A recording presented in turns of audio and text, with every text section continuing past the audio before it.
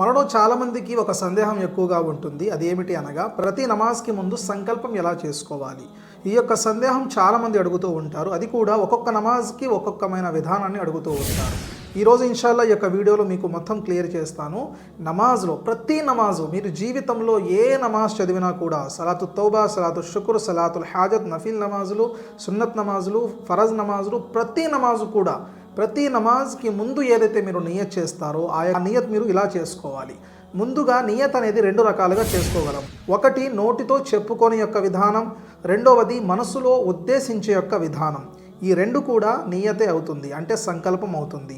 నియత్ అనే మాటకి సంకల్పం వస్తుంది. సంకల్పం అనేది ఉదాహరణకి మీరు జహర్ యొక్క 4 రకాతులు ఫరజ్ నమాజ్ చదవాలనుకుంటున్నారు, కానీ మీరు నోటితో చెప్పలేదు. ఇప్పుడు నేను జహర్ యొక్క 4 రకాతులు ఫరజ్ నమాజ్ చదవాలి అనే సంకల్పంతో వెళ్ళి నుంచొని అల్లాహు అక్బర్ అని చెప్పి చేతులు కట్టుకొని నమాజ్ మొదలు పెడితే అప్పుడు కూడా మీ యొక్క సంకల్పం పూర్తయింది. ఎందుకు అంటే మీరు మనసులో అనుకున్నారు కాబట్టి అప్పుడు మీ యొక్క సంకల్పం పూర్తవుతుంది. రెండవ విధానం నోటితో చెప్పేది, అనగా మీరు ఏ నమాజ్ అయితే చదవాలనుకుంటున్నారో ఆ యొక్క నమాజ్ని నోటితో చెప్పుకోవడం.